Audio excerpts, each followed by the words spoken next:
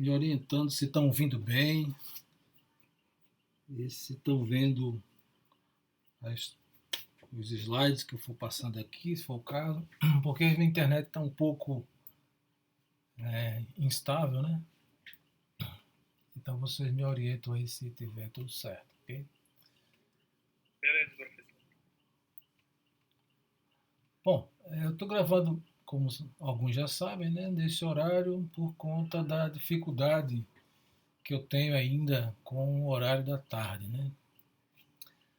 Bom, eu não sei como está o andamento, mas estão dizendo que a gente vai voltar todo mundo para o presencial em junho, então isso vai ser resolvido, né? Se voltar para lá, eu vou ter que me ajustar ao horário normal mesmo, né? Mas por enquanto eu vou tentar gravar essas aulas nesse horário e a gente pode tirar dúvida à medida do possível. Vocês receberam ou já olharam lá na página do Classroom, né? Umas notas, não foi que eu coloquei? Acho que todo mundo deve ter visto lá. Isso, exatamente. Então eu me oriento basicamente por aquelas notas, né? E a gente vai comentando aqui. Vocês também entraram no grupo do monitor? Chegaram a falar, entrar lá? Todo mundo Sim. viu, né? O WhatsApp? Ok, Sim. então ótimo.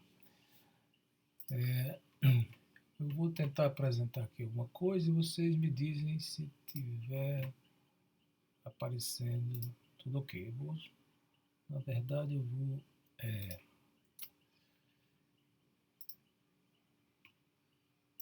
apresentar aqui uma.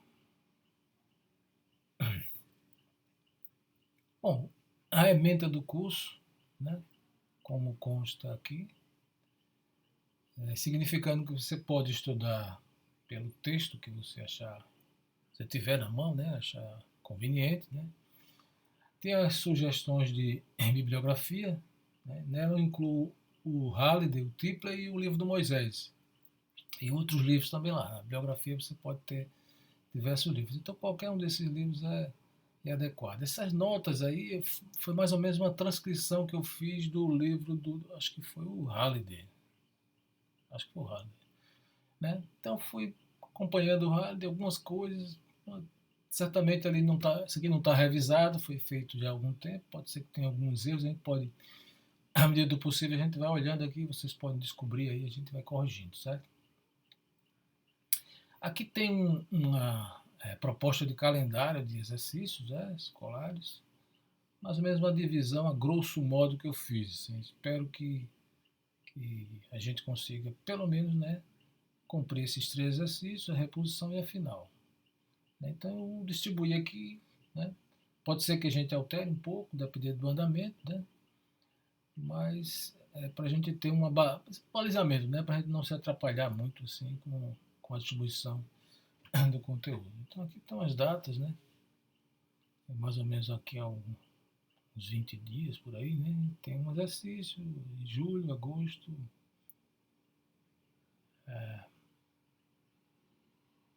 Em agosto termina, né? Aqui estão reposições e o exercício final. Certo? Aqui está a ementa, que a gente vê mais ou menos parecido com a de Física 3 e tem algumas coisas que acrescentam um pouco mais aqui, né? Ou seja, de elétrica tem uma parte que é chamada de lei de Faraday, um pouco de noções de relatividade especial. Ok? Bom, falando um pouquinho sobre forças, né? Começa lá com Física 1, a gente lembra que o básico lá em Física 1 são as leis de Newton, né? São as forças.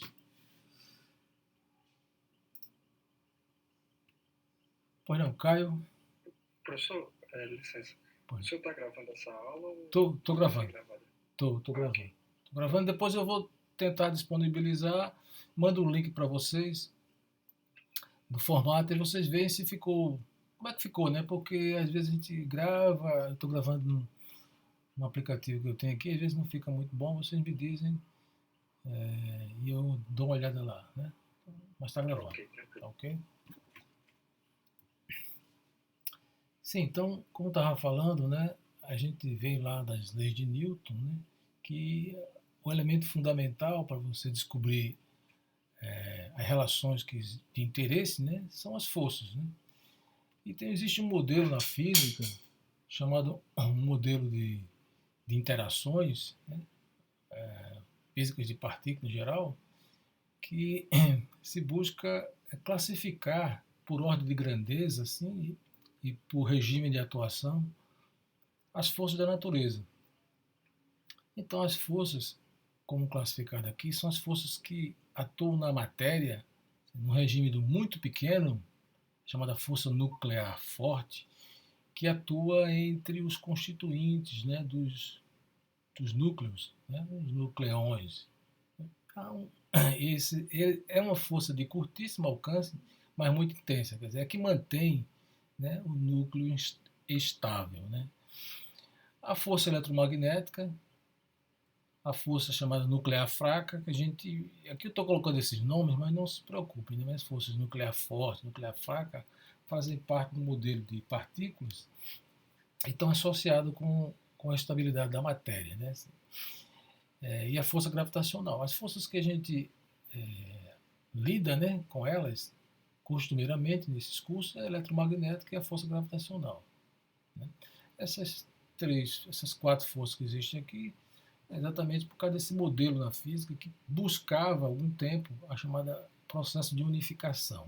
Quer dizer, tentar entender toda a física através de uma força só que foi se modificando, né, de acordo quando a matéria foi sendo organizada, né, desde a criação, né, Big Bang, por exemplo. Nesse modelo surgem a partir do instante que a matéria vai se diferenciando, né, a questão da radiação e a matéria vai se juntando, se aglomerando, então vão aparecendo essas forças.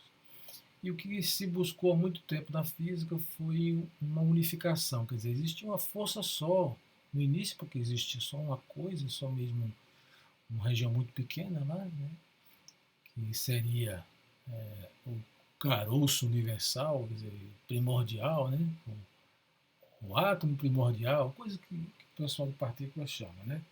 Então devia existir, de certa forma, uma relação entre essa matéria ainda nesse estágio que não era definido e devia existir uma força que mantinha, né, esse aglomerado, né, muito pequeno, interagindo. Ninguém nunca descobriu uma força, mas, no entanto, nessa direção apareceram essas classificações que, de certa forma, resultaram, né, em premiações, né, prêmio Nobel, para uma série de unificações entre forças aqui. Né. E, ultimamente, apareceu aquela ideia, né, de que existe uma partícula que dá massa às outras, né, bóson de Higgs, coisas desse tipo. Então, por aqui está mais ou menos o pessoal diz assim, que é o santo graal da física, né, o objetivo é encontrar uma unificação entre todas as forças aqui, né, uma força só que se diferencia das outras. Então, isso aqui é só uma ideia, né, do que a gente tem hoje em dia no cenário da física, do modelo padrão da física. Né.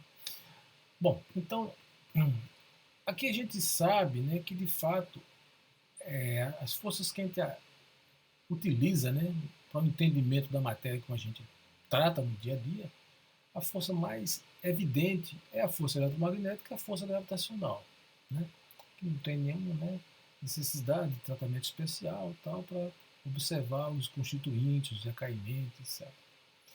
A força gravitacional, historicamente, foi muito estudada por Newton, né, e tantos dos seus seguidores, né, e a forma como ela se apresenta, né, a gente sabe que matéria atrai matéria, né, razão direta das massas inverso do quadrado da distância. Então a força gravitacional é comumente representada da forma que está aqui. Ó.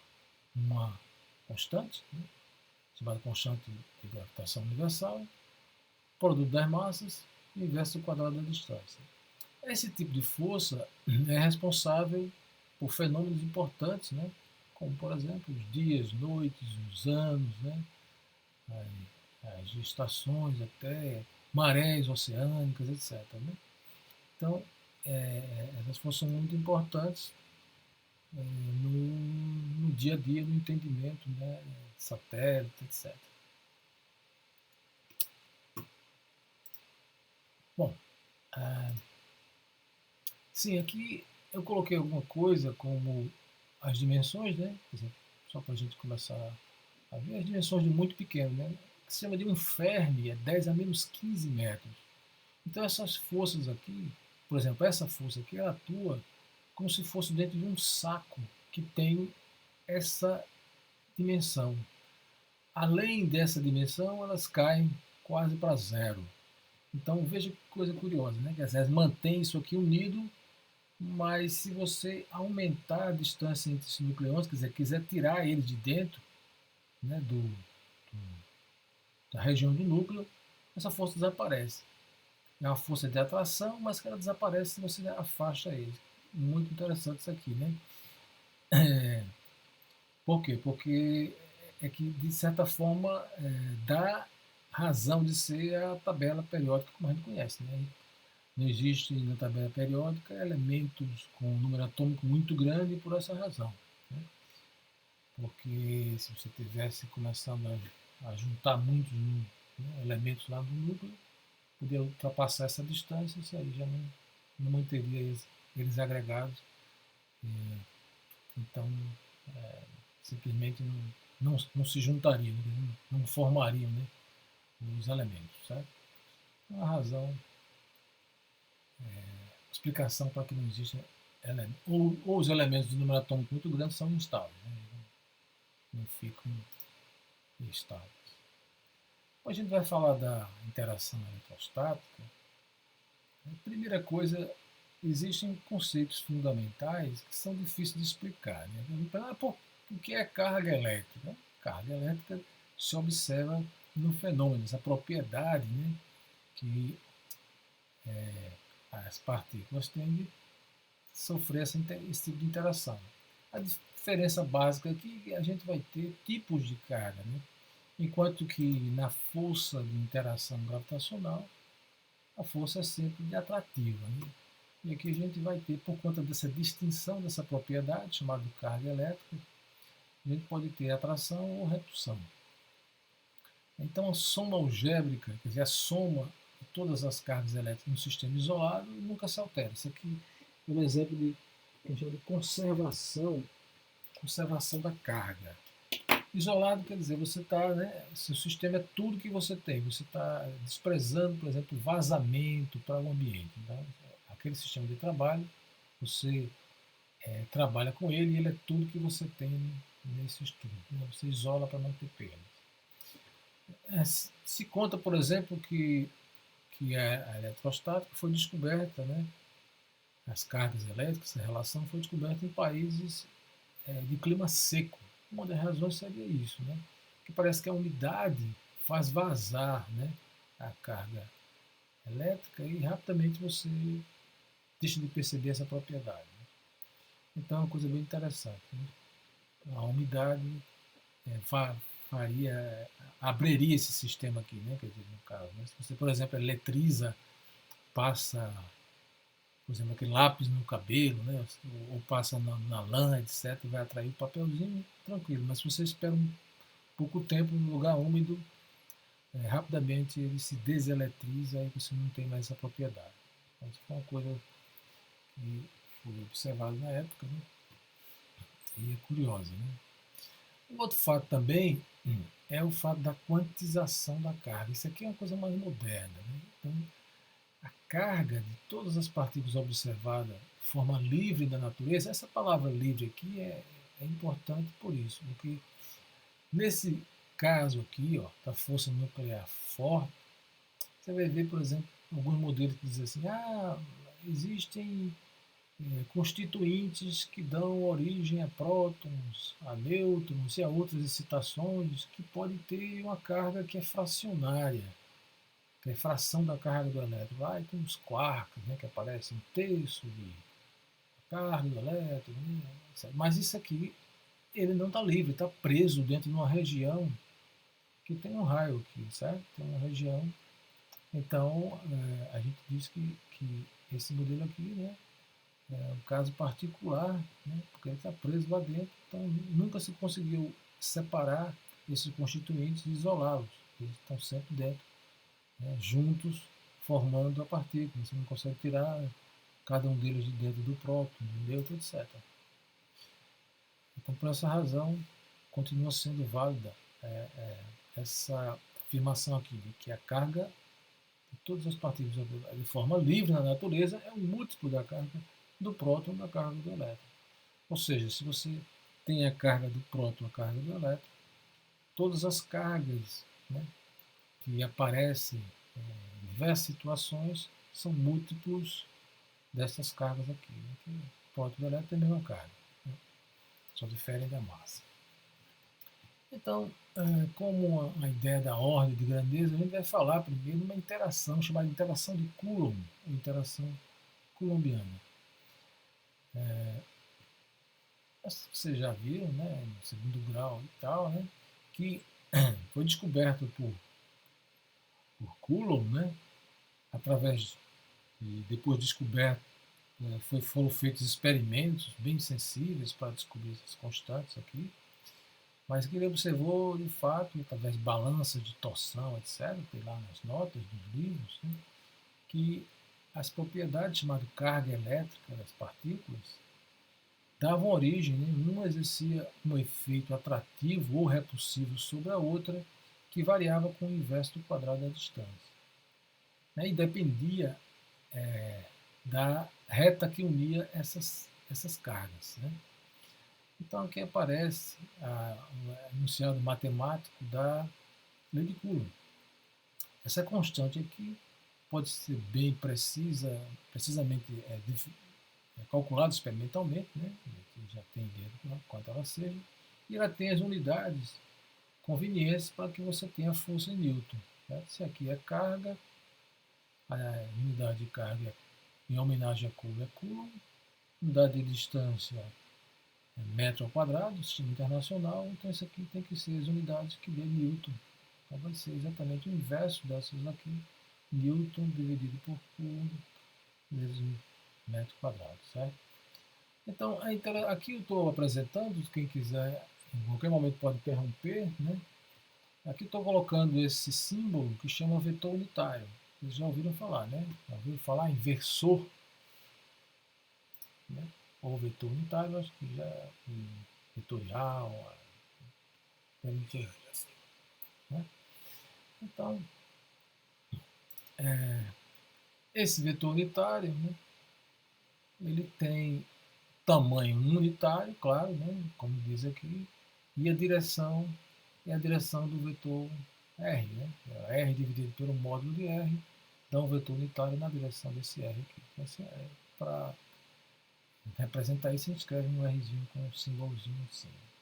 Então, algumas vezes você pode ter variações. Você pode escrever aqui, ó. Se você no lugar desse Rzinho quiser colocar o próprio R, é só você substituir R por R aqui, vai ficar R ao cubo. Pode ficar um R vetor dividido por R ao cubo. Você pode encontrar também em alguns anunciados dessa forma aqui, ó, R vetor dividido por R ao cubo. Mas claramente mostra que a lei ainda é do inverso do quadrado da distância, né? Porque quando você faz a análise de dimensões, a dimensão do comprimento aqui, a dimensão do comprimento ao cubo embaixo, então vai dar comprimento ao quadrado. Certo? Então essa é a ideia tá por trás disso aqui. Então esse desenho um pouquinho mal feito aqui eu mostro a posição de duas cargas em relação a um sistema de referência que você colocou aqui, né, a origem do sistema de referência, e mediu a distância da carga 1, a distância da carga 2, e a distância entre as cargas eu chamei de R chapéu. Claro que esse R, o R chapéu é o vetor unitário na distância entre as duas cargas. Né? A distância entre as duas cargas, na verdade, é o R1 menos R2, é um vetor para cá. Esse vetor aqui é R1 menos R2. Então esse vetor R, na verdade, é unitário na direção R1 menos R2. É como se fosse R1 menos R2 vetor dividido pelo seu módulo. É esse aqui.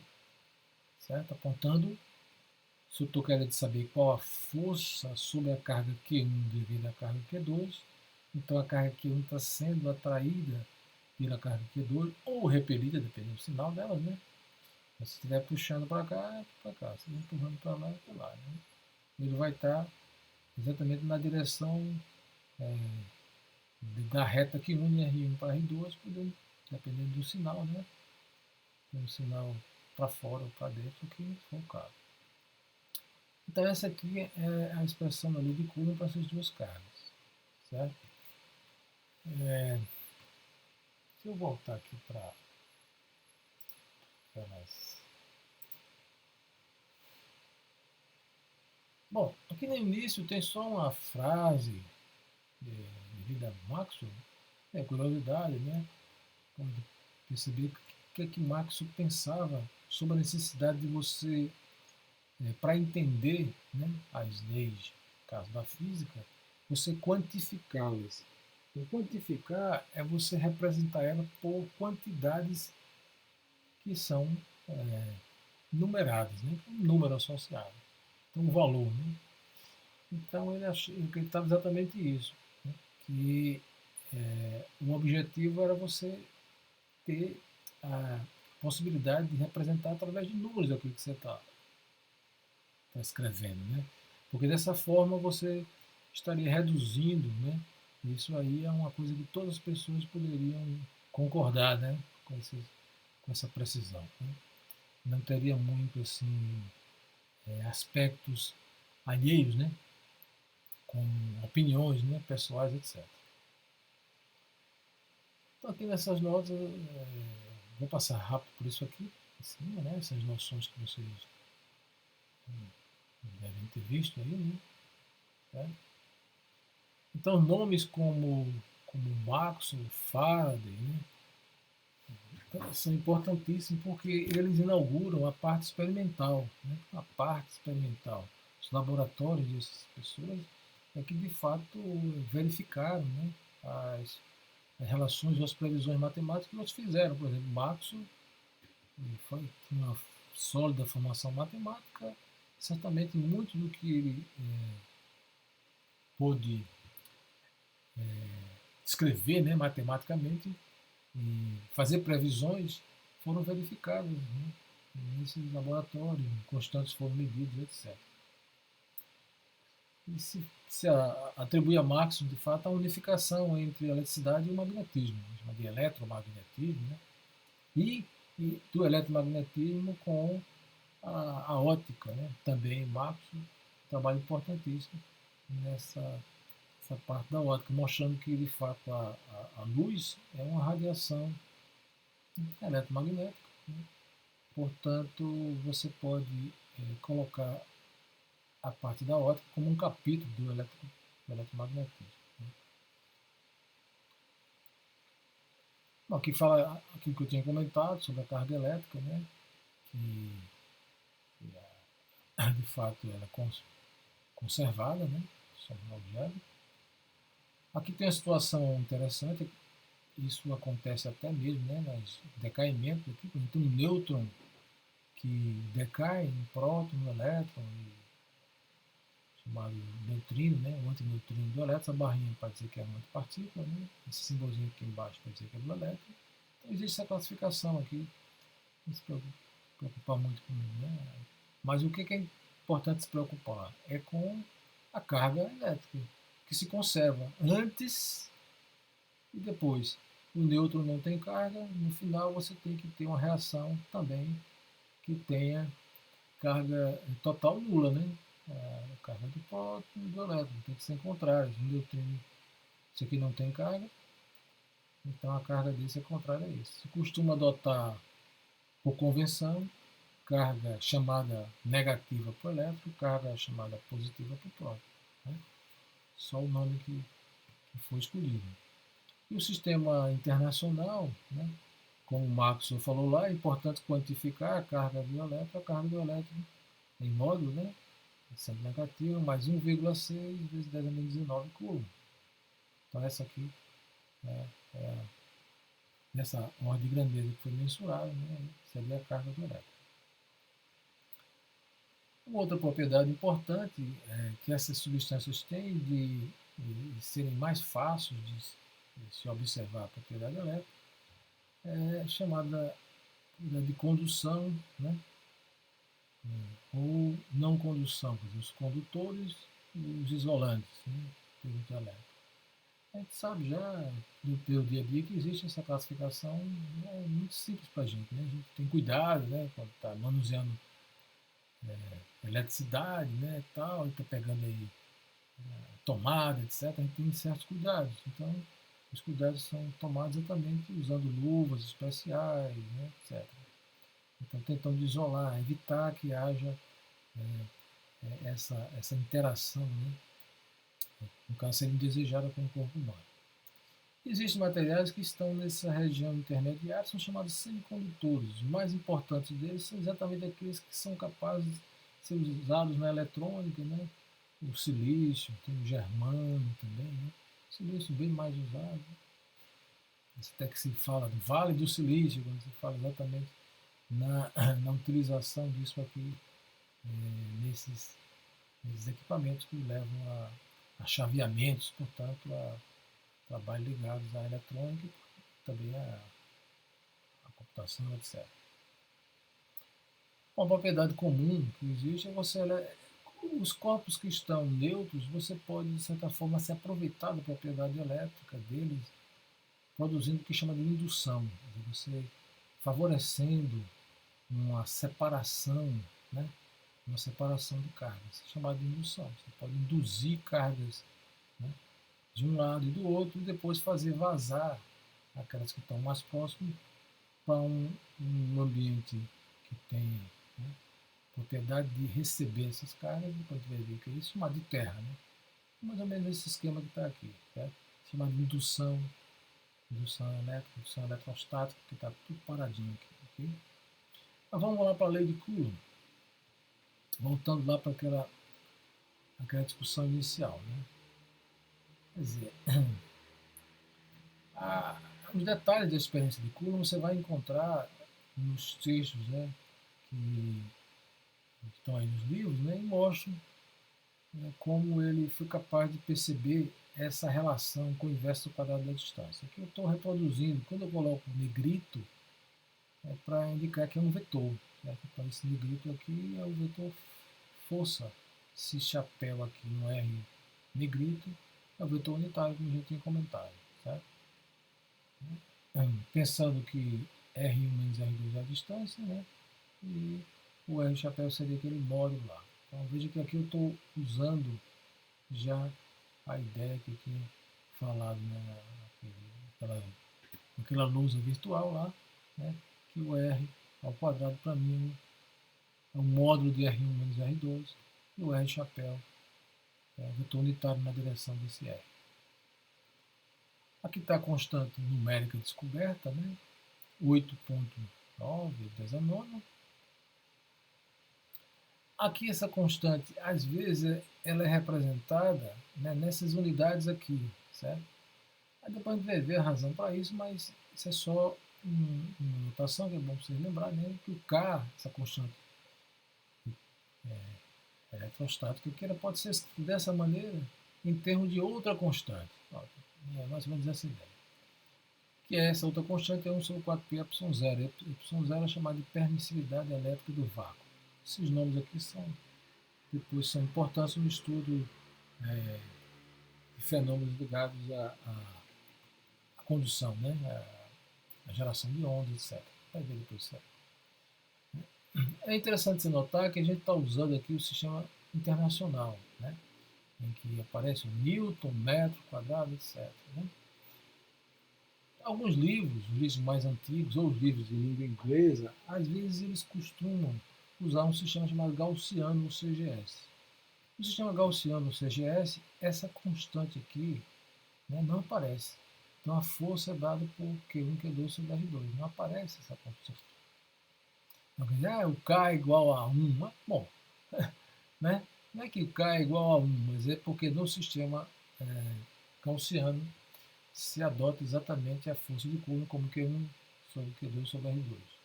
Isso tem implicações que alguns consideram boas, outros não. Uma delas é que explicitamente aparece coisas como a velocidade da luz, que a gente vai ver lá, tá, mas só para você lembrar. Se pegar outro livro, um livro do Berkeley, por exemplo, né? Ou um outro livro aí de língua inglesa, muitas vezes eles adotam um sistema gaussiano, interesse específico deles, né? Então, mas aqui, quando a gente fala em força, a gente deve lembrar que a gente pode, por ser vetores, né, a gente pode ter uma superposição, né? Ou seja, várias cargas, e quer saber, por exemplo, qual a força que atua numa delas, devido às outras, né?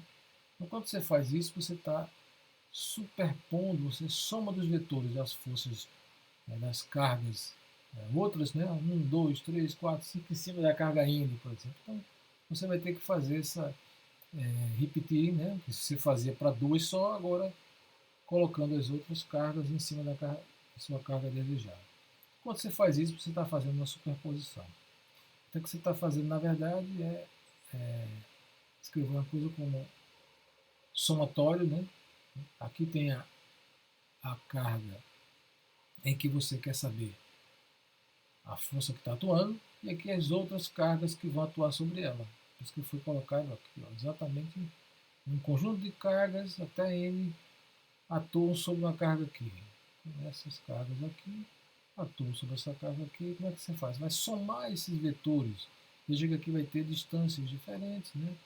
Então você vai ter uma superposição, uma soma de vetores. É simplesmente isso aqui, né? Esse é o efeito.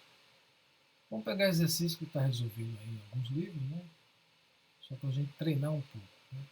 Para começar, quando você tem as cargas que são colocadas em cima de uma linha, né, é claro que a força vai atuar sobre essa linha. E muitas vezes é desnecessário representar vetores, porque para um lado é positivo, para o outro é negativo. Se você adotou o eixo positivo para cá, né, certo? Então, o contrário a esse eixo vai ser negativo. Né? As forças vão ser assim. Né? Já vão carregar esse, esse sinal também aqui na superposição. Né? Então, pergunta: 3 cargas pontuais estão colocadas sobre esse eixo, né, conforme essa figura. Carga Q1 vale 15 microcoulomb, Q2 6 microcoulomb, né, isso aqui está na origem, então em cima do zero aqui, a distância zero, está a carga Q2 e as outras estão colocadas nessa distância como mostrado aqui. Né, certo? Qual é a coordenada x da carga Q3? Porque ele quer que ela esteja em repouso, quer dizer, se a força resultante, melhor ainda, a força resultante seja zero. Repouso não, a força resultante seja zero. Mas se estiver parada, né, de início, né, mas a força resultante sendo zero. Então, é um problema de física 1, né, usando a lei de Coulomb. Mas não é disso. Né? Então, você vai achar a força resultante, né, numa direção, usando a lei de Coulomb. Bom, aqui está resolvido. Né? Olha só como é. Né? Quer dizer, sobre essa carga aqui, atua Q1 e atua Q2, sobre a carga Q3. Então a força devido a 1 sobre a 3 vai simplesmente ter a distância, né, entre a 1 e a 3, né, que aqui dá para ver, ó, se você diz que aqui é 2 e aqui é x, então essa distância é 2 menos x. Tá? A distância entre a 2 e a 3 é x. Então, claramente aqui é calcular essas duas forças, o módulo das duas forças é direto, né? Um trabalho 3, 2, 3, uma vez calculado, como estão sobre a mesma linha e você quer que estejam em equilíbrio, você vai precisar simplesmente igualar, né, os valores. Isso é um problema típico, né, que vai ser resolvido através de uma equação, né, equação do segundo grau aqui, porque tudo o resto é numérico. Ó.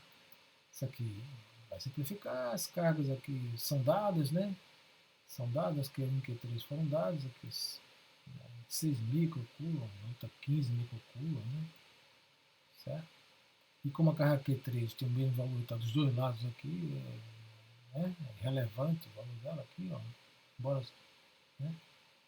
relevante, e você vai resolver esse problema simplesmente resolvendo a equação de segundo grau. E uma vez resolvida, você deve observar se faz sentido ou não a solução que é desejada, né, que ela esteja, né, nessa reta aqui, entre a carga que está na origem e outra carga que está na distância de 2 metros.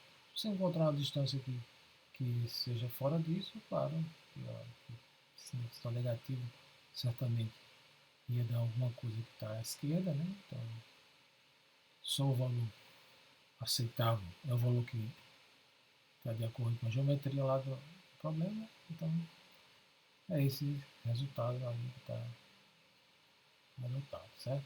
Bom, problemas de outro tipo são problemas que envolvem, por exemplo, ali claramente uma coisa no plano, né? Você tem duas esferas, um pêndulo aqui, né? Isso, e elas são idênticas e têm massas idênticas, suspensas, né, por um fio de um certo comprimento e tem um ângulo que aqui foi dado. Né? Encontre a carga das esferas. Então, um problema de física 1, né? A gente vê o física 1, porque a gente sabe pelo diagrama de forças que a força elétrica, né, a força elétrica entre essas cargas que são idênticas, né, são forças de repulsão. Então, uma está empurrando a outra e elas estão ficando em equilíbrio aqui nessa repulsão. A gente consegue realizar um diagrama de corpo livre disso aqui, ó. As forças que atuam, força elétrica, né? A tensão do fio, como está mostrando aqui, né? E a força peso. Então, as forças reais, elétrica, peso e tensão do fio. Você decompõe essas forças para a condição de equilíbrio. Então, T cosseno de θ para um lado, T seno de θ para o outro, e agora você vê, por exemplo, que, como ele falou que o L vale 0,15, né? Então, a separação entre as cargas, né, a partir de uma reta que passa, né, simetricamente entre elas, aqui, ó, né, dividindo aqui, né, a bissetriz, esses dois ângulos, né, iguais. Essa distância aqui é a distância A, e isso aqui é L, e aqui é θ dado, o A é dado. Então você consegue saber qual a distância entre as cargas. Certo? Essa distância aqui é L seno de θ. O equilíbrio de forças, mais uma vez, diz que se aqui está em equilíbrio, então a soma das forças tem que ser zero. Então T vetor, P vetor e F vetor tem que ser zero. Quer dizer exatamente isso, né? Que todas as componentes devem se equilibrar. Você pode pegar a componente T, tem que equilibrar uma força na direção de X e na direção de Y. Se tivesse qualquer diferença, daria uma componente não balanceada, né? Mas como isso aí está em equilíbrio, essas forças têm que ser iguais. Então, claramente aqui a decomposição faz com que você tenha aqui na direção de X, né, a força T seno de θ, aqui, ó, menos a força elétrica, seja zero. Na direção Y, T cosseno de θ e o mg seja zero. Então, resultante na direção de X, resultante na direção de Y. Né? Eles devem se equilibrar, portanto, isso permite você encontrar que, né, a força eletrostática, em termos das outras, por exemplo, dividindo uma pela outra, né, o F é mg tangente de θ. Né? Então, isso aqui é a parte geométrica do problema. Então, a parte fenomenológica do problema é a lei de Coulomb. Né?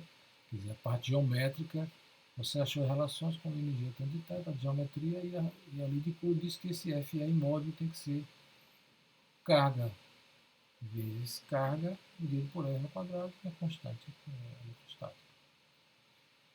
Né? A distância que separa as cargas vai ser essa aqui, 2A, né? 2A, certo? E aqui você vai descobrir quem é essa, qual deve ser a carga que está ali, né? Então, um cálculo simples, né? Dá para Veja que o Fe é como energia tangente de θ, esse Fe aqui é energia tangente de θ. E o resto é geometria, 4K2 e tal, né? Bom, bom, repetindo isso aqui com os dados do problema, você encontra o valor da carga. Então, são exercícios que estão aqui. E essa carga aqui, quantos elétrons, né? Se a carga aqui for positiva, né, podemos estimar quantos elétrons necessários para carregar cada esfera, cargas do elétron, na verdade, né? Elétrons são negativos, mas se essa carga for positiva, você vai ter que retirar, né, tantos elétrons para ela ficar com a carga correspondente. Então aqui está dizendo que a carga total é 4 vezes 10 a menos 8 coulombs e a carga de um elétron é 1,6 vezes 10 a menos 19. Quando você faz essa carga aqui, você vai encontrar o número de elétrons, o número de cargas, né, de elétrons que são necessários para dar aquela carga lá. Ok? Então esse aí é um exercício também que está aí no texto. Agora veja, uma coisa importante é você perceber que o efeito de uma carga sobre a outra é percebido através do espaço. Quer dizer, a propriedade do espaço que foi modificado para que aquela outra carga, quando colocada ali, sinta o efeito da primeira, é chamada de campo. Né? Então, assim como o campo gravitacional, a gente sabe que se próximo à Terra colocar uma massa, essa massa é atraída para o centro da Terra. Por quê? Porque existe um campo gravitacional criado pela Terra, né? Pela massa da Terra, que vai atrair um corpo que é colocado próximo à sua superfície. Certo? Então, essa ideia moderna aí de campo é para dizer que não existe interação, como se pensava bem no início, interação à distância, quer dizer, uma partícula interagindo com a outra, simplesmente quando você mexesse uma, a outra sentiria instantaneamente, se fosse o caso, né? Mas não é assim, quer dizer, esse efeito se propaga pelo espaço e essa propriedade do espaço é chamada de campo. Essa é a ideia moderna, né? Que Newton já imaginava isso. Na obra de Newton já existe essa ideia de que ele não acreditava que a interação fosse interação à distância sem ter alguma coisa que mediasse essa interação. Né? Quer dizer, a propriedade do espaço que era modificada. Né? Essa ideia realmente é uma ideia difícil. Primeiro se pensou que existia um meio chamado éter, não sei o que e tal. Mas é o espaço que é modificado por conta da propriedade elétrica de uma das cargas. Isso é chamado de campo elétrico. Assim como o espaço é modificado pela propriedade de massa ou gravitacional de uma massa sobre a outra. Né? Então essa é a ideia de campo. Certo? Então, como quantificar isso aí? É simplesmente você tem que colocar uma carga de prova para verificar se ela sente força. Né? Então, isso aí é que define o campo. Aí você pode pensar assim, mas se você coloca uma carga, a própria carga modifica a região do espaço, criando também um campo. É verdade. Então isso aqui é uma idealização, né? Que rigorosamente a gente pensa na equação 17. Assim, né? A definição formal é que você vai ter um campo se você tiver uma carga tão pequena quanto você queira. Quer dizer, o efeito dessa carga aqui você sabe como mensurar. Então você vai variando ela, você vai mensurando, então você, em certo momento, você define a propriedade quando aquela carga ali é pequena o suficiente. Claro que se a carga for zero, não tem carga, não tem como se sensibilizar. Né? Mas isso aqui é uma ideia formal, né, do que é um campo elétrico.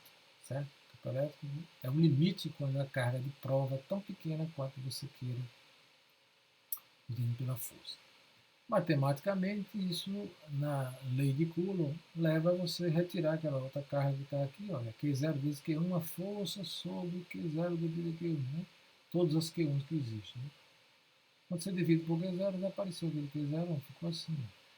Então veja que mudou, na verdade, simplesmente agora não tem mais uma das cargas, né? A carga de prova, você dividiu por ela, Então essa superposição aqui diz que todas as cargas em um certo ponto do espaço produzem um efeito chamado campo elétrico. Essas cargas naquele ponto. Como isso aqui é uma soma, né? Que é a soma de todas as cargas que tiverem aqui. Certo? Se você tivesse uma distribuição de cargas, um fio, ou uma esfera carregada, um cilindro, você teria uma integral. Né?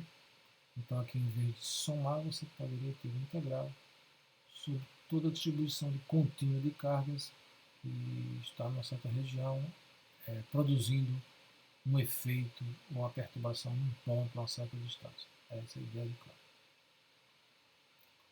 Okay? Então, aqui está um exemplo bem trivial com duas cargas. Né? Há uma carga só em um ponto no espaço, a carga de prova é colocada no ponto, outra carga no ponto do espaço, a carga de prova é colocada no ponto. Veja aqui, né? A carga de prova aqui, ó, se essa carga for positiva, a carga de prova ela é empurrada, né? A carga de prova sendo positiva, sempre ela é empurrada. Né? Se a carga que produz o efeito for negativa, a carga de prova, sempre positiva, é atraída. Então a gente diz que o campo gerado por cargas positivas é de afastamento em um ponto. O campo gerado por cargas negativas em um certo ponto é de aproximação dessa carga que gerou. A carga que gerou, sendo positiva, cria um campo de afastamento no ponto desejado. A carga que gerou, sendo negativa, cria um ponto de aproximação a essa carga. Então essa é uma convenção, né? É uma convenção, certo?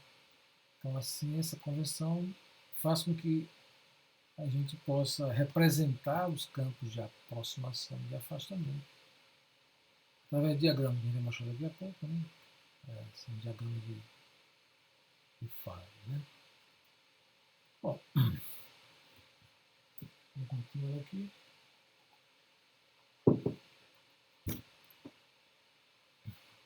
O campo elétrico, as unidades de campo elétrico, são unidades de força por carga, né? Então, no sistema internacional é Newton por Coulomb, assim representado aqui. Ok? Mais uma vez, a gente está falando em distribuições de carga. Né? Se tiver uma distribuição de cargas que tem uma densidade de carga naquele ponto ρ, né, num certo volume, então a quantidade de carga que tem ali, em dq, é ρdV. Certo? Aqui não faço nenhum desenho. Aqui está. Aqui está a equação 18, uma generalização. Né? Você quer saber qual é o campo num certo ponto, né, que eu não desenhei, né, o ponto, mas um certo ponto que tem uma distância r em relação à origem, e você tem a distribuição de cargas numa região.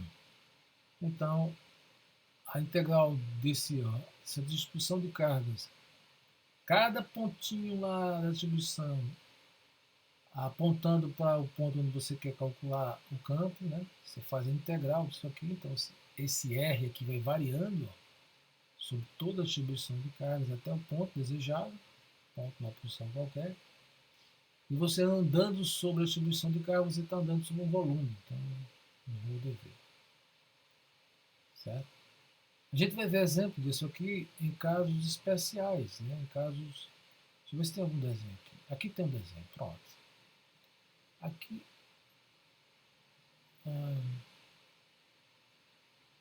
Não, aqui ainda é uma distribuição com duas cargas só. Tá? Eu vou pular para esse aqui. Ó. Aqui, esse aqui. Calcule o campo elétrico produzido por um fio. Deixa eu ver se tem algum desenho. Não tem não. O campo elétrico produzido por um fio infinito carregado com a distribuição de carga uniforme em um ponto P a uma distância A do fio. Bom, vamos tentar enunciar isso daqui. Deixa eu ver se eu consigo fazer um desenho. Não gosto de fazer desenho, mas vamos ver. Aqui, deixa eu só voltar, já que eu estou falando sobre ordens de grandeza. E tem uma coisa bem interessante, ó, certo? Antes de fazer aquele exercício, veja o caso, porque quando a gente está tratando de problemas com cargas, a gente quase sempre despreza a força gravitacional. Porque toda massa, né, que está na carga lá deveria também ter uma atração gravitacional entre essas cargas que são massivas. Mas por que a gente despreza? A razão aqui é a ordem de grandeza. Né? Aqui a massa do elétron, por exemplo, né, é 9,11 vezes 10 a 31 kg. A massa do próton é esse aqui. Imagine que você tem um próton e um elétron, né, num modelo atômico, né, hidrogênio, por exemplo, que tem um próton e um elétron. A atração elétrica entre eles é muito mais importante que a gravitacional. Por quê? Por qual razão? Ninguém nunca fala na atração gravitacional, fala só na elétrica. Né? Todos os modelos que se estudam átomo de hidrogênio. A razão está aqui. Ó. A força eletrostática, né, entre o elétron e o próton, a carga do elétron igual à carga do próton é 1,6 vezes 10 a menos 19 Coulomb. Quando você multiplica um pela outra, pela lei de Coulomb, dá 1,6 vezes 1,6 vezes 10 a menos 19, 10 a menos 19, 10 a menos 38. E aqui é a constante, 9 vezes 10 a 9. Certo? Usando as unidades corretas, você vai dar Newton metro ao quadrado. A distância entre eles é o raio do núcleo. Coloquei R aqui ao quadrado. Agora imagine que você calcula a mesma interação gravitacional agora entre eles. Né? Então a distância R, né? O núcleo tem o próton e o elétron, a distância R desse núcleo, um modelozinho, um modelo atômico, né? De Bohr. Né? Novamente, massa com massa, massa do elétron, massa do próton, certo? Distância entre eles. Aqui dá para ver que 10 a menos 58, né? A ordem aqui, né? E a constante da gravitação universal, 10 a menos 11. Bom, agora vamos comparar um com o outro. Se comparar essa com essa, divide esse por esse, por exemplo. Você divide esse por esse, vamos fazer um cálculo sem fazer cálculo, né? Sem explicitamente calcular essas coisas. Vamos fazer um cálculo de ordem de grandeza. Né? Vocês já fizeram isso. Né? Então, quando você dividir esse por esse, veja, a ordem de grandeza. Aqui tem o número 10 a 9, aqui tem o número 10 a menos 38. Então, a gente já tem uma ideia de que aqui vai ficar 9, menos 38, né? Mais 9. Certo? Dá quanto? 29, né? Lá em cima, menos 29 em cima. Aqui embaixo, menos 69, né? Certo? Todo mundo me acompanha? Estão acompanhando? Sim, professor. Então vejam só. Só olhando para cá, né, dá para você ver que aqui ia ficar 10 a menos 29, 10 a menos 69. Então ficaria no ordem de grandeza de quanto?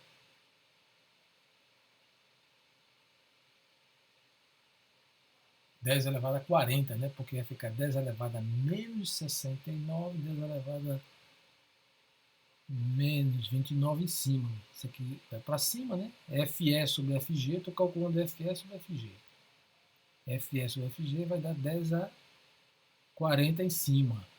As unidades são iguais, né? Porque aqui é tudo igual, a distância é a mesma, estou comparando, né? E aqui você pode dizer assim, mas tem 9, aqui tem 1,6. 1,6 vezes 1,6 nunca vai passar de 5, né? Isso aqui, né? Certo? Então, quando a gente pensa assim, a ordem de grandeza 5 para cima é 10 a primeira. 5 para baixo é 10 a 0. Isso aqui é 10 a 0, aqui é 10 a primeira. Aqui é 10 a primeira, porque passou de 5, certo? 10 a 0, 10 a primeira.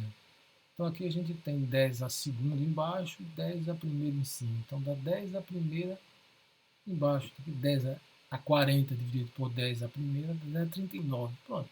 Então a ordem de grandeza disso aqui é 10 a 39. Então a gente tem, comparando a força eletrostática, né, com a força gravitacional, ela é 10 a 39 vezes maior do que a gravitacional, a eletrostática. Razão de sobra para você, em experimentos onde você não precisa dessa precisão, né? Se você tivesse necessidade dessas casas decimais com essa precisão aqui, 39 casas decimais, aí você estaria necessário você colocar todas essas casas para ver na 10 a 40 que vai ter alguma imprecisão, né? Mas como não é o caso, a sua precisão em geral não é tão grande assim, essa aqui é muito maior do que essa, significando que essa, comumente, ela é desprezada frente a essa aqui. Tá? Claro que a gente não está falando de situações extremas, né? Buraco negro, coisa assim, isso aí é outro estudo, né? Mas no fenômeno eletrostático do dia a dia, isso aqui não é relevante, certo? Por conta da ordem de grandeza. Sim, então voltando agora para a nossa conversa, a gente estava falando sobre como calcular, né? Calcular, se eu conseguir desenhar aqui, se eu conseguir desenhar.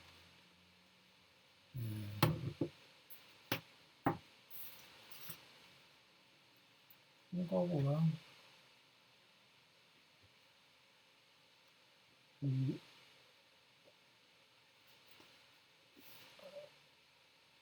aqui a gente tinha coisa mais ou menos assim. Você tem um fio longo, certo? Carregado, e qualquer porção do fio aqui, esse fio, só um pedacinho dele aqui, tamanho dx, eu escrevi assim, certo? Como o fio é infinito, a primeira ideia aqui é um fio,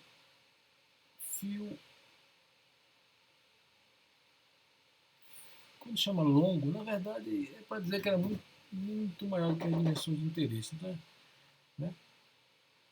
O longo é para você extrapolar ele e não pegar comprimentos mensuráveis em relação à distância onde você está medindo o campo. Né? Então, imagine que você tenha uma situação assim. Você tem um ponto aqui, né? Vamos adotar um sistema de referência, né? Em que o eixo y tem o vetor unitário j e o eixo x tem o vetor unitário y. É aquelas coisas que a gente já, né? Os vetores unitários nas direções x e y. Essa distância daqui para cá é a distância chamada de A. Né? Então, aqui claramente, se você for desenhar, obviamente sempre fica ruim aqui.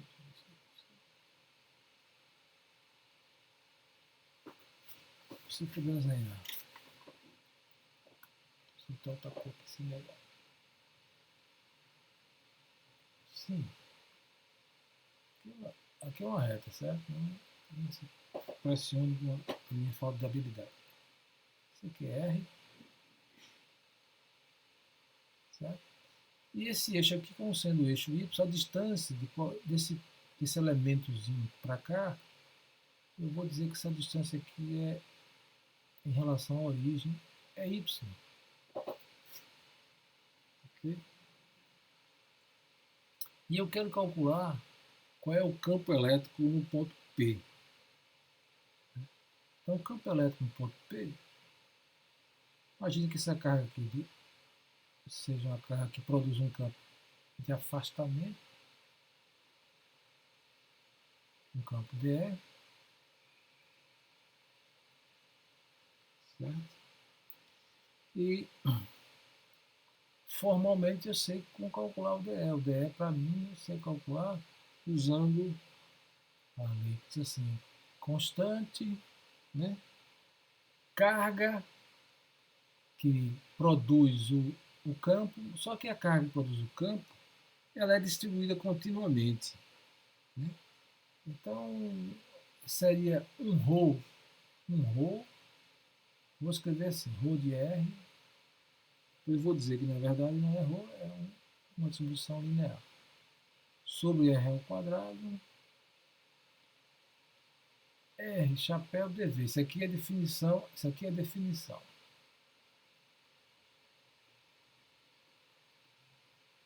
geral. Só que no meu problema, a definição geral é essa aqui. Então, isso aqui é o dE, para achar o R,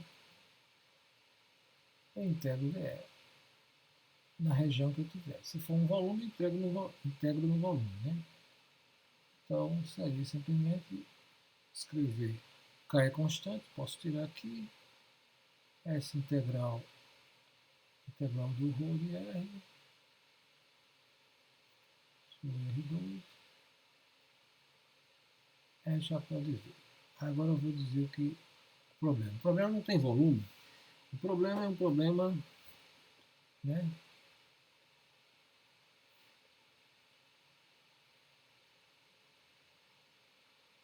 Caso especial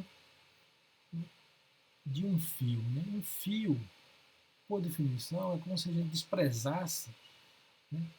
Rigorosamente, o fio tem uma bitola assim, né? E tem um comprimento. Então tem um volume, porque tem essa área dele aqui e o comprimento. Quando a gente diz um fio longo, que interessa o comprimento dele, não interessa o diâmetro, né? Então a gente diz que tem uma densidade, na verdade, ao invés de chamar ρ de R,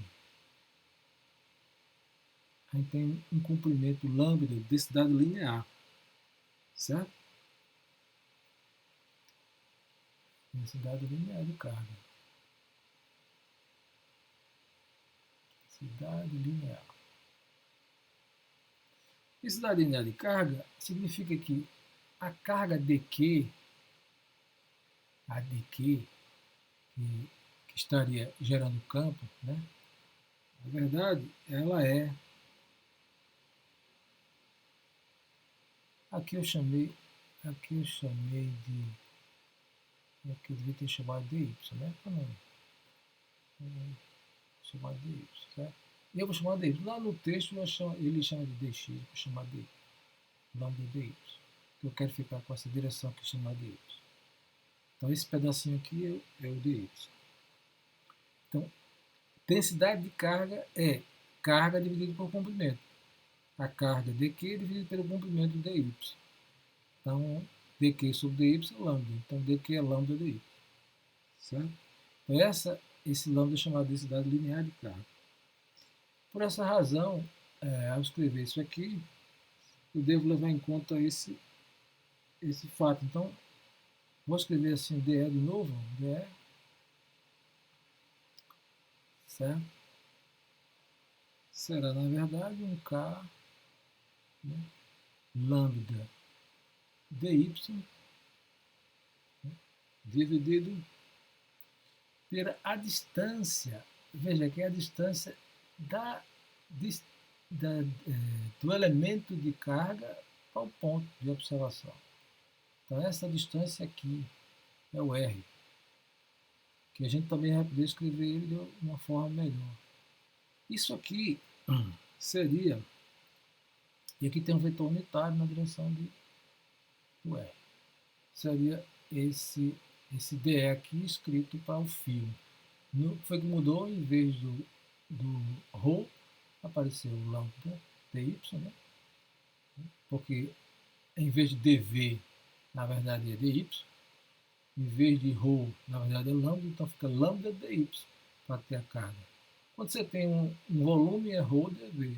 Quando você tem uma distribuição superficial, é sigma dA. A gente costuma trocar só com a questão assim, de convenção, né? Chamar sigma superficial, lambda linear e ρ volumétrica, é só uma questão de adotar a mesma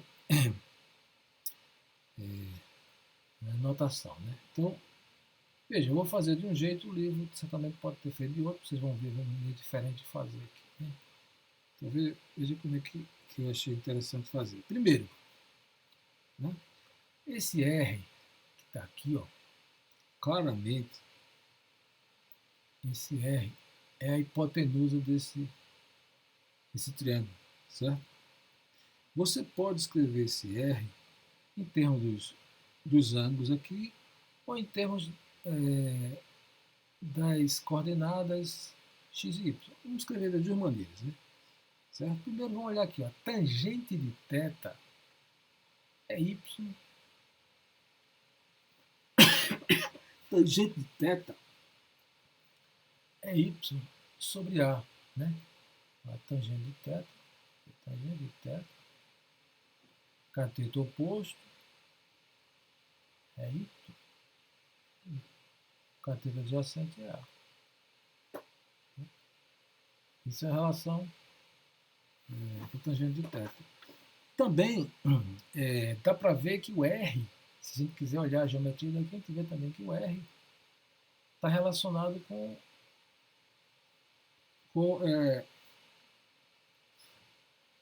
isso daqui, né? Como y ao quadrado mais a ao quadrado igual a r ao quadrado. Isso aqui também é uma coisa comum para a gente aqui. Y ao quadrado mais a ao quadrado é igual a r ao quadrado.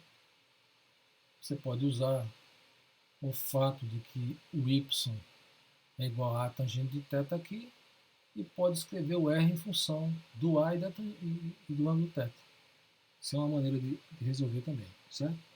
Então vamos acompanhando essas maneiras aqui, né? O R pode ser escrito como a ao quadrado mais a ao quadrado, né? Tangente ao quadrado de θ.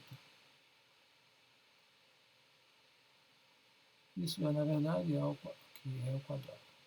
Isso é, na verdade, a ao quadrado mais tangente ao quadrado de θ. Certo? Essa é uma maneira de escrever. Alguns podem escrever isso ao quadrado. Tangente ao quadrado, seno ao quadrado sobre cosseno ao quadrado, então vai ficar. Pode ser escrito como secante ao quadrado de θ. Ok? Certo? Isso é uma maneira de representar esse R. É claro que existe também uma maneira de representar o R assim. Ó. R chapéu pode ser escrito como R vetor sobre R. Certo? Se você olhar para cá, eu quero só explorar essas duas maneiras para a gente ver como escrever.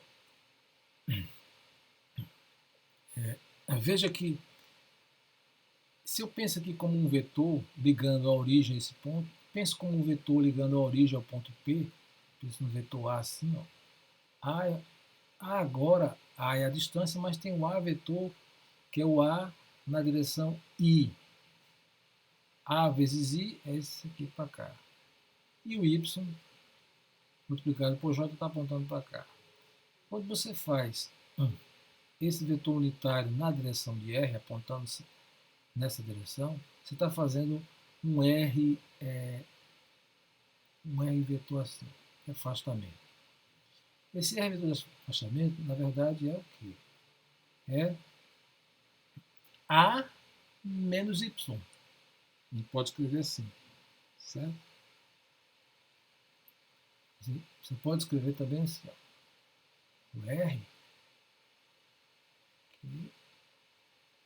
o R vetor é o A na direção I menos Y na direção J, dividido pelo tamanho R, que eu posso escrever como raiz disso, mas vou escrever diferente só para a gente ver. Certo?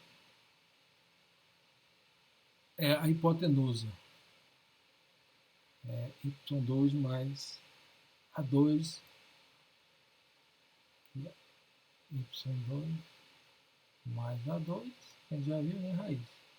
Veja, essa maneira de escrever o R assim, posso agora escrever ele também em termos do ângulo θ, se desejar. Né? Se desejar, eu posso escrever esse R em termos do ângulo θ. Posso escrever assim, A menos o Y é a tangente de θ. Isso aqui é uma maneira que eu estou fazendo, mas quem quiser pode fazer de maneira diferente, não tem problema.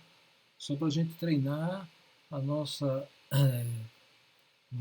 nosso manusear com relações trigonométricas e vetores. Isso aqui, ó, isso aqui é o R ao quadrado, né? Que é o quadrado secante ao quadrado de θ, tirando a raiz da A secante de θ. Veja que eu posso escrever tudo isso aqui agora. O A e o A cancela, né? Eu posso escrever isso aqui como secante de θ I menos tangente de θ J dividido por secante de θ. Ou, se alguém quiser, eu posso escrever isso como secante 1 sobre cosseno, vai ficar cosseno de θ na direção I, menos seno sobre cosseno para cima, fica seno de θ na direção J. Alguém mais inteligente do que eu podia ter claramente visto isso de cara aqui e ter feito a decomposição, né? Isso aqui é assim, né? Cosseno de θ na direção I, certo? Seno de θ na direção menos J. Né? Alguém aqui diz, isso aqui, professor, você não fez assim, ó, θ aqui, ó. DE cosseno de θ, o R, na verdade, cosseno de θ para cá e seno de θ para cá. Podia ter feito, mas essa maneira aqui é boa porque a gente treina as nossa visão, né, de vetores e relações trigonométricas. Mesma coisa, mas é uma maneira mais longa de chegar nesse R aí, certo? Mas vamos voltar agora para o DR. O DR pode ser escrito como... Veja, eu estou escrevendo esse DR aqui, ó, lambda dy sobre R2. Eu consegui escrever tudo que tem aqui em termos de ângulos, né? Porque aqui tem a variável y e tem a variável r. Claro que o R chapéu, está relacionado com y através de relações trigonométricas aqui. Né? Mas o que foi que eu fiz? Eu escrevi tudo em função de θ. O y em função de θ, o r em função de θ, o r chapéu em função de θ. Então fica tudo em função de θ. Θ é esse ângulo aqui, certo? Como esse fio é longo, esse θ vai variar aqui, ó, subindo, até, se for infinito, esse θ vai lá para π sobre 2.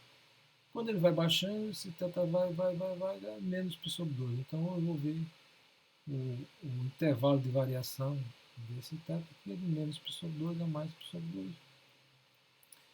Certo? Se você tivesse usado o y, vai de menos infinito a mais infinito. Mas vamos para cá. Então, o que eu disse é que é um K, né? Lambda. O que ficou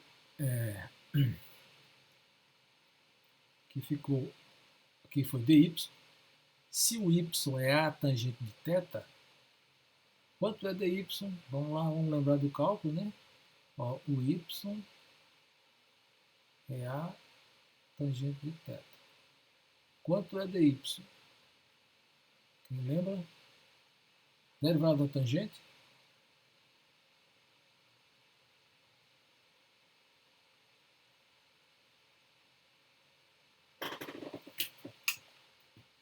É derivada da tangente em relação a θ. Quem recorda? Se não recordar, a gente recorda daqui a pouco. Derivada da tangente é a cotangente? Não, né? Derivada da tangente. Vamos lembrar aqui. A tangente é seno sobre cosseno, né? Seno de θ sobre cosseno de θ. Se você for fazer a derivada disso aqui, linha, né? Você pode usar a questão de f vezes g, né? F vezes g, lembra disso aqui? Linha. F' vezes g mais f de g', não é assim? Eu estou pensando no produto porque aqui é cosseno de θ. Cosseno de θ é cosseno de θ menos 1, né? Então eu posso fazer isso aqui como derivada do seno dividido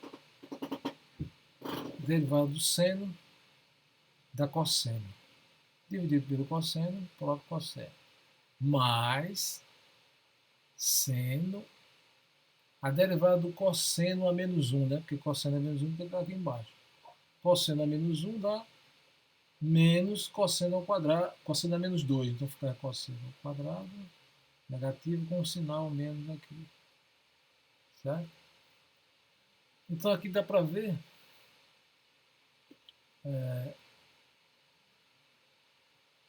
aqui dá mais, né? Porque é menos 1, derivada do cosseno é menos seno, dá mais. Certo?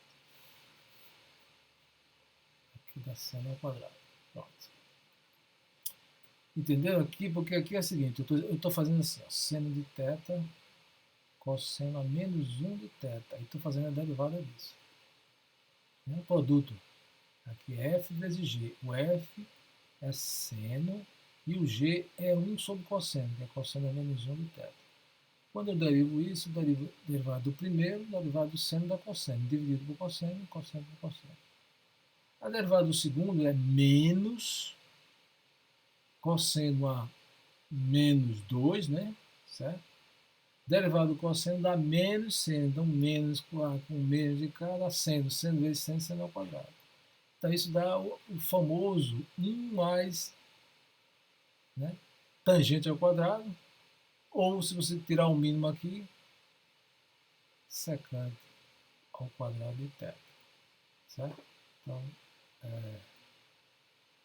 derivada aqui vai dar A secante ao quadrado de θ, é sobre dθ aqui de θ. Então, isso aqui seria o dy, né? Quando você vem para cá, que você está escrevendo dy aqui, ó, dy, é secante ao quadrado de θ dθ. Então, secante ao quadrado de θ dθ. Dθ está aqui, vou colocar o dθ aqui. Vezes r, né? O r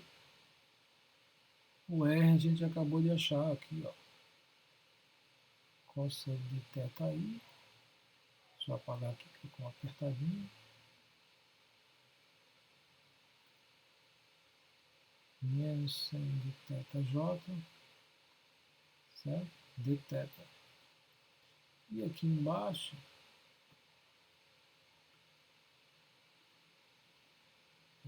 r ao quadrado, que a gente já achou que é r ao quadrado. R ao quadrado é ao quadrado secante ao quadrado de θ.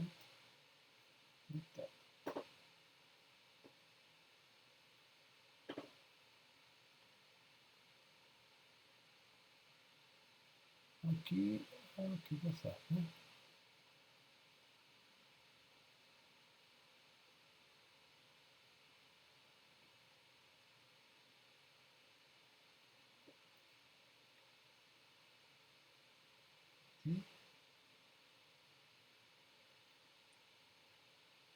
Aqui, que foi que eu errei, aqui tem o A, né? Então, é A secante ao quadrado de θ. Eu não esqueci de botar o A. É A secante ao quadrado de θ. Ok.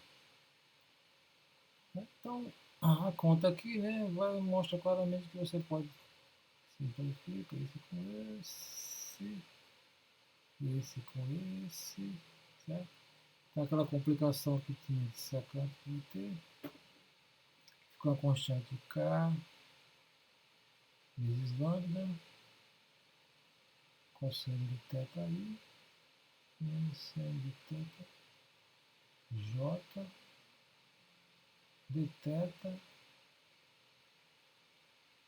Não tem de θ embaixo, não.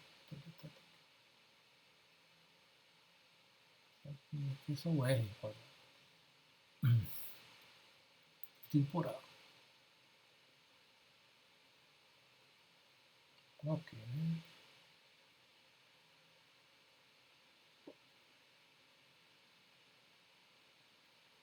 Bom, isso é o dr. Achar o E é integral sobre dr. Então aqui vai ficar K, lambda que é constante, Y é constante. Essa integral aqui é a integral que você vai fazer sobre θ. Como eu lembrei, né, a gente tinha esse fio longo, infinito, né, pensando que ele é infinito, será que é um longo grande? Então, ele vindo para cá, esse ângulo vai subindo, subindo, subindo, lá em cima ele vai se aproximando de π sobre 2. Assim que ele para baixo aqui, ele vai para menos π sobre 2. Então, a gente pode dizer que essa integral vai de menos π sobre 2 até mais π sobre 2. Do cosseno de θ, na direção de θ, posso separar assim,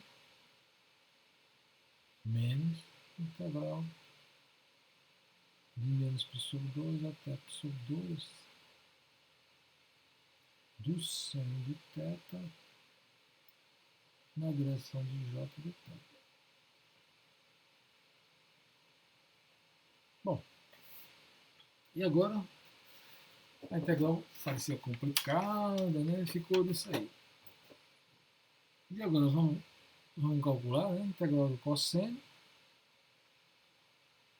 Qual é a integral do cosseno?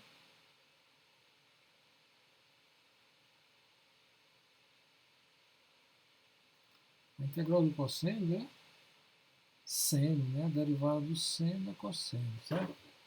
Na direção I, nos limites de menos π sobre 2 até mais π sobre 2. Menos a outra integral, a integral do seno, que dá menos cosseno. Com menos dá lá, dá mais, dá cosseno de menos π sobre 2 até π sobre 2 na direção de J. Aqui, certo? E agora a gente só tem que substituir os valores. Seno, certo? E cosseno. O seno de π sobre 2, quanto é o seno de π sobre 2?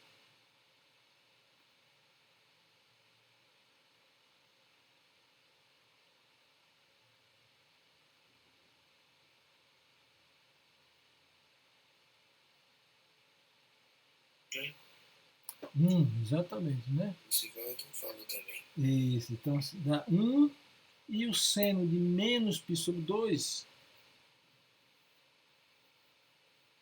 é menos seno de π sobre 2. Isso. Isso. E como o menos com menos dá, aqui ia ficar assim, né? Aqui seria assim, ó, seno de π sobre 2 menos seno de menos π sobre 2. Enquanto na direção, tudo isso aqui na direção I. Enquanto que o outro seria cosseno de π sobre 2, né? Menos cosseno de menos π sobre 2. Tudo isso aqui na direção J. Aqui dá para ver o que vai acontecer, né?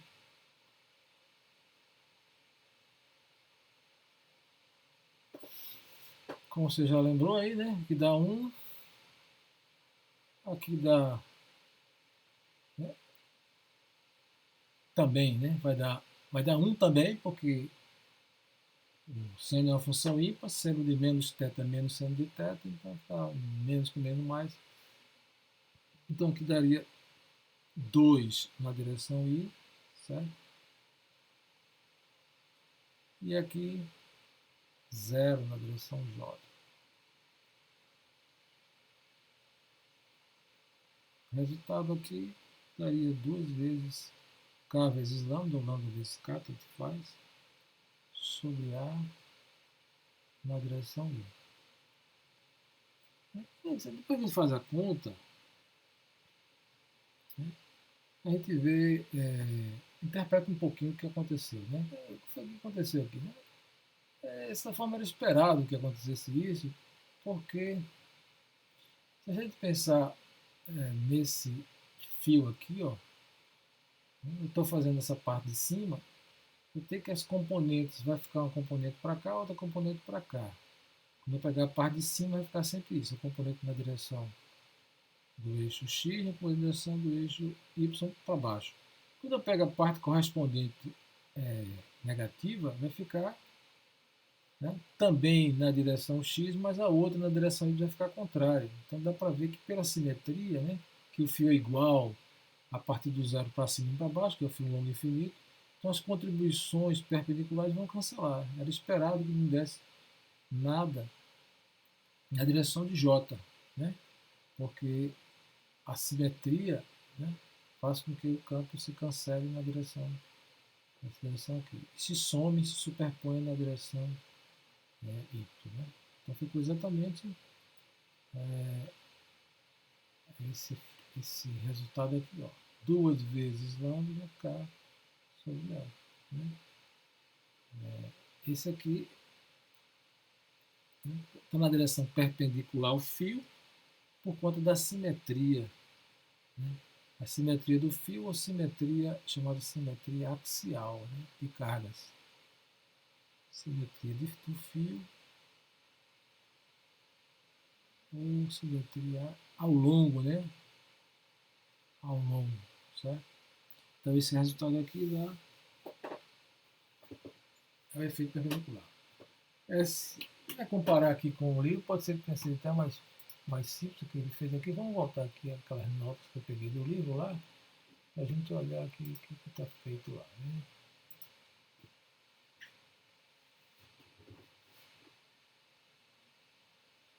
Olha só. Aqui está bem resumido, né? Mas está dizendo exatamente o seguinte: adotando o sistema de coordenadas orientado, IJK, e assumindo que a densidade linear é uniforme, podemos representar o campo elétrico na posição desejada como isso aqui: ó, K dk sobre S2. O S que eu estou chamando é a distância do fio ao ponto, né, de observação lá, que eu chamei de R aqui. Né? Ó, aqui A2 mais X2, por quê? Porque eu estou chamando de X ao longo do fio. Né? Quer dizer, o livro chama de X ao longo do fio, então lambda de X é o meu lambda de Y. Eu não gostei muito dessa notação dele aqui, mas só para vocês perceberem, né? A diferença que foi feita aqui é só na escolha. Escolheu-se o comprimento do fio e chamou ele de dx, o comprimento ao longo do fio. Então lambda dx é a carga lá. Por isso que aqui ficou A2 mais X2. Então os eixos aqui deles são seno de θ, que aqui está IJK, né? Está escolhendo exatamente os eixos K perpendicular ao fio, né? O I apontando ao longo do fio, certo? E o J saindo do plano. Então aí quem fizer essa associação vai ver que é a mesma coisa que a gente escreveu lá, né? Só que aqui, né, ficou escrito o termo de o que eu chamava de J, aqui está I, e o que eu chamava de X, aqui está K. Somente isso. Certo? Então foi repetida a conta, quem quiser pode acompanhar, né? E vai ver que deu 2 vezes K lambda sobre a mesma coisa, só que o K é 1 sobre 4πε0, escreveu 2πε0 é a mesma coisa, certo?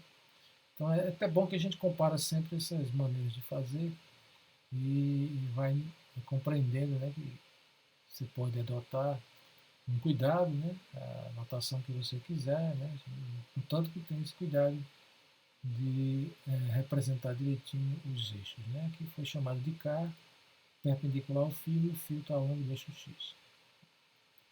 Veja que é a mesma resposta que a gente tem lá na lousa, né?